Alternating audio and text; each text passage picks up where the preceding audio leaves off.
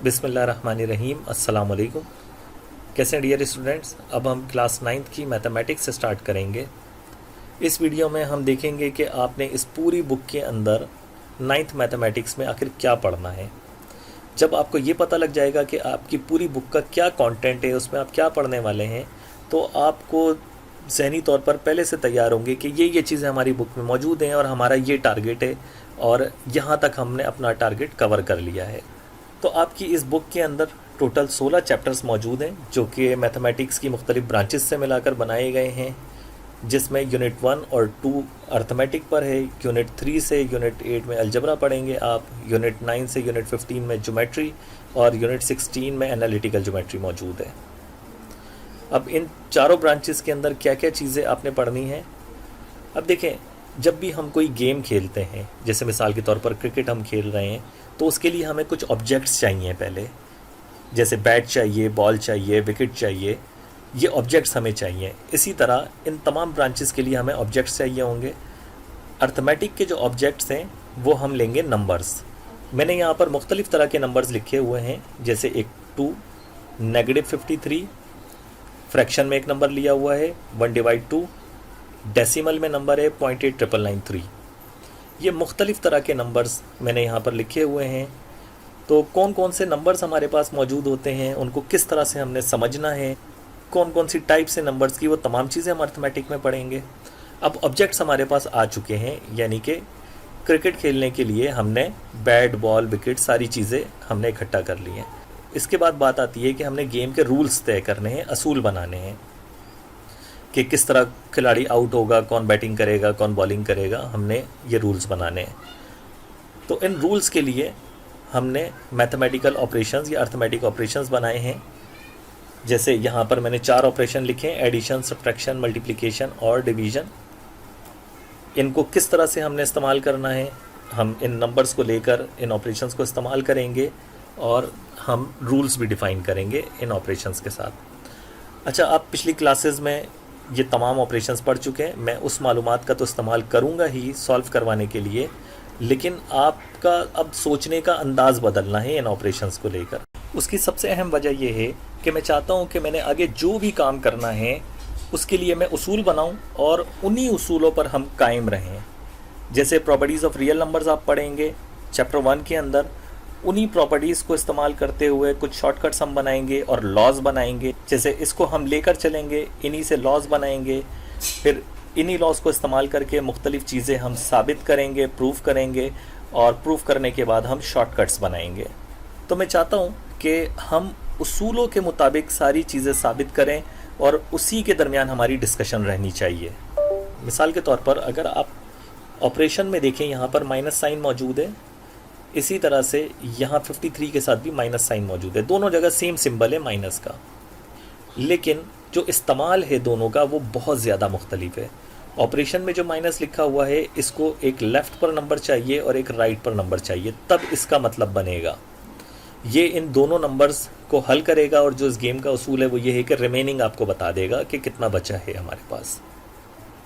यहाँ पर इसे 2 नंबर चाहिए, सब्ट्रैक्शन जब भी हम इसको कह रहे हैं तो ये 2 नंबर्स की वजह से बाइनरी ऑपरेशन कहलाता है। हालांकि सिंबल सेम है माइनस का, लेकिन अगर हम यहाँ पर माइनस साइन देखें तो ये सिर्फ़ और सिर्फ इस 53 के साथ एसोसिएट है, सिर्फ एक नंबर के साथ एसोसिएट है। इसको हम सब्ट्रैक्शन नहीं कहेंगे, बल्कि इधर इसको हम कहेंगे -53। ये एक एलिमेंट 53 का एडिटिव इन्वर्स कहलाएगा यहाँ पर। यानी यहाँ पर ये जो माइनस सिंबल है वो इस 53 नंबर का स्टेटस बयान कर रहा है कि ये किस तरह का नंबर है। हालांकि दोनों जगह सेम सिंबल मौजूद हैं माइनस के, लेकिन इस्तेमाल और मकसद बिल्कुल मुख्तलिफ है। इस तरह की चीज़ों को हमें समझना है। अब इन 4 ऑपरेशंस के अलावा हमने कुछ एडवांस ऑपरेशंस भी यहाँ पर पढ़ने हैं। यूनिट 1 में आप एक्सपोनेंशिएशन की अच्छे से प्रैक्टिस करेंगे, एक्सपोनेंट्स की, रूट्स की अच्छे से प्रैक्टिस करेंगे, काफ़ी सारी आपकी प्रैक्टिस हो जाएगी। और यूनिट 2 में लॉगरिथम, जो कि पूरा यूनिट आपका इसी बारे में है। अब हमारे पास गेम के ऑब्जेक्ट्स भी आ चुके हैं, उसूल भी हमने बना दिए हैं। अब हम ये देखना चाहते हैं कि ये जो मुख्तलिफ उसूल हैं इनका आपस में क्या कोई ताल्लुक़ बनता है और किस तरह का ताल्लुक़ बनता है, यानी रिलेशंस हम देखना चाहते हैं इन उसूलों के दरमियान। तो जो रिलेशन हम इस्तेमाल करने वाले हैं, इक्वल, ग्रेटर देन और लेस देन का रिलेशन हम इस्तेमाल करेंगे। इसकी हम एक बहुत ही सिंपल सी मिसाल ले लेते हैं ताकि हमें बात समझ आ जाए कि इन सारी चीज़ों को हमने किस तरह से देखना है। जैसे मैंने बहुत ही सिंपल सी मिसाल ले ली, 2 + 3 = 5, ये आप जानते हैं। अब आपने इसको किस तरह से देखना है कि ये एक रिलेशन लगा हुआ है इक्वल का। इक्वल की लेफ़्ट साइड पर जो भी बात लिखी हुई है और राइट साइड पर जो भी बात लिखी हुई है, ये रिलेशन मुझे ये बता रहा है कि ये दोनों बातें एक ही जैसी हैं। हालांकि लिखने का अंदाज़ बहुत मुख्तलिफ है। अगर आप इक्वल की लेफ़्ट साइड पर देखेंगे, 2 नंबर्स मौजूद हैं और बीच में एक ऑपरेशन इस्तेमाल हुआ है, और राइट साइड पर सिर्फ एक सिंगल नंबर इस्तेमाल हुआ है।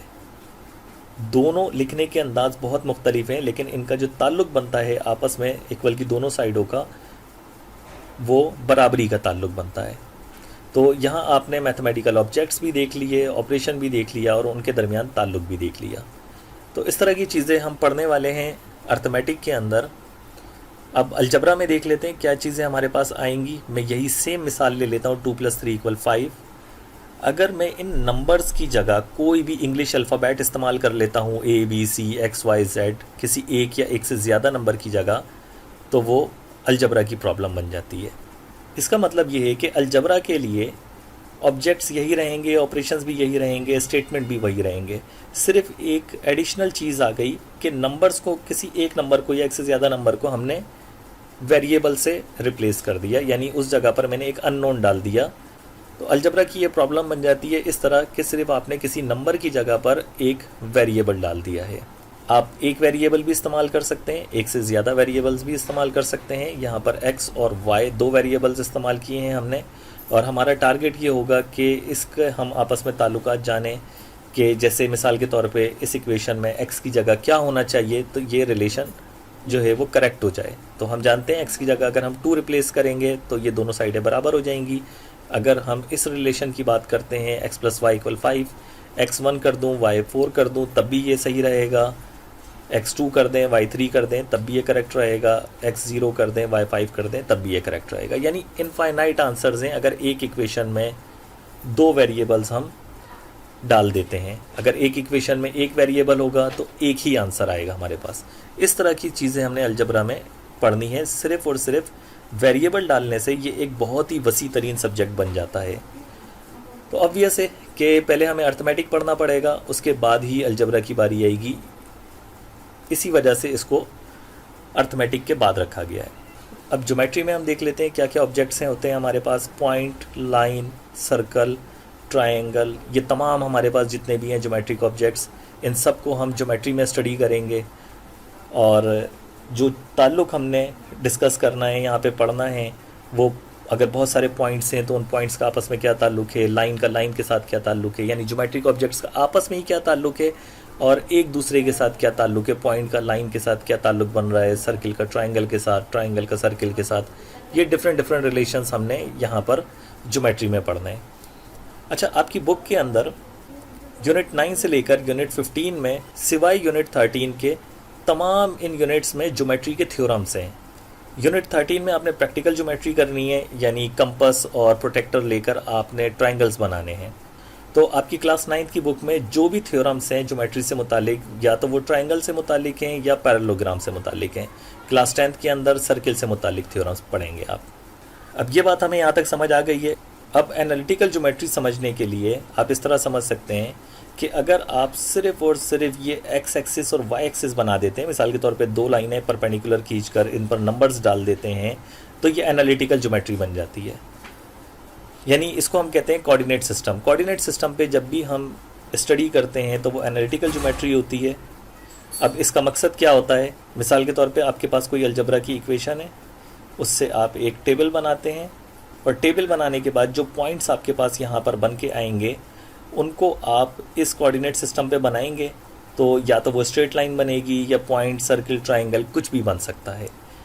ये काम सबसे पहले तो आपने यूनिट 7 में करना है, जो कि आप स्ट्रेट लाइन से मुतालिक सबसे पहले पढ़ेंगे। इसके अलावा यूनिट 16 में आपने ट्रायंगल, स्क्वायर, रेक्टेंगल वगैरह ये सारी चीज़ें यहाँ कोऑर्डिनेट ज्योमेट्री में पढ़नी है। तो इसका मतलब ये है कि जो एनालिटिकल ज्योमेट्री है या कोऑर्डिनेट ज्योमेट्री है, असल में वो अलजबरा और ज्योमेट्री का कॉम्बिनेशन है।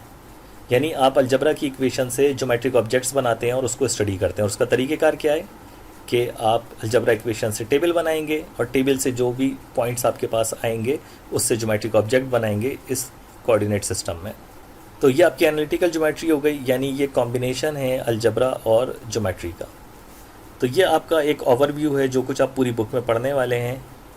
तो होप कि आपको यहाँ तक बात समझ आई होगी। नेक्स्ट वीडियो में अब हम यूनिट 1 स्टार्ट करेंगे। सबसे पहले हम देखेंगे कि यूनिट 1 में आखिर पूरे में आपने पढ़ने क्या वाले हैं, क्या क्या चीज़ें इसमें मौजूद होंगी और किस बात से मुताल्लिक है ये। तो नेक्स्ट वीडियो में आपसे मुलाकात होती है, तब तक के लिए अल्लाह हाफिज़।